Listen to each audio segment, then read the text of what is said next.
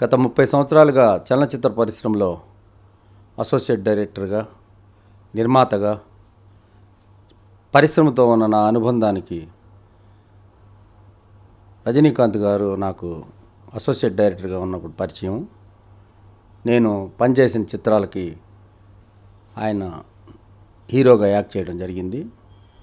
సూర్యనారాయణ బాబు గారు అనే ప్రొడ్యూసర్ దగ్గర నేను మహాగురు, మేరీ అదాలత్ అనే హిందీ సినిమాలు పనిచేస్తే ఆ సినిమాలకి రజనీకాంత్ గారు హీరోగా నటించడం జరిగింది.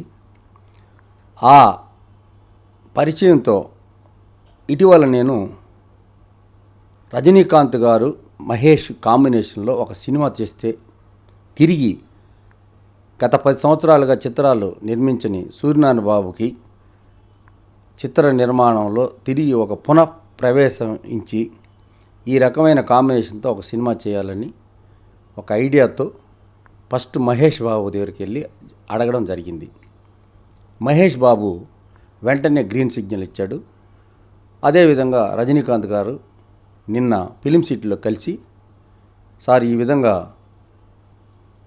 నేను సూర్యనారాయణ బాబు గారు నేను 10 సంవత్సరాలుగా సినిమాలు తీయట్లేదండి, తీస్తే ఒక సెన్సేషనల్ సినిమా తీయాలని నాకు ఒక కోరిక.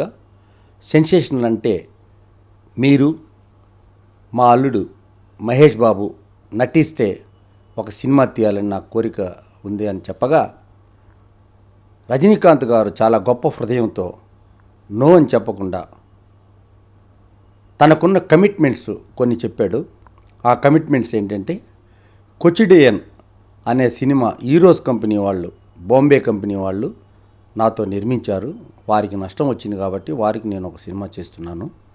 ఆ సినిమా తర్వాత నేను సినిమాలు చాలా తగ్గించాను, అయినా నేను ప్రయత్నిస్తాను చేసేదానికి అని చెప్పి ఒక హామీ ఇచ్చాడు. ఈ చిత్రం భారతీయ చలనచిత్ర పరిశ్రమలోనే ఈ విధమైన కాంబినేషన్తో సినిమా అనేది వెండితెర మీదకి రావడం జరిగితే ఇది ఒక సెన్సేషనల్ సినిమా అవుతుందని చెప్పేసి నా ఉద్దేశం. మహేష్ కూడా మహానటుడు. At the same time Rajini గారి గురించి చెప్పాల్సిన అవసరం లేదు. ఆయన వ్యక్తిత్వం, ఆయన గణాలే ఆయనకి శ్రీరామరక్ష. భారతీయ చలనచిత్ర పరిశ్రమలోనే ఈరోజు ఒక మహాన్నతమైన వ్యక్తిగా రజనీకాంత్ గారు ఎందరి హృదయాలను దోచుకున్న వ్యక్తి.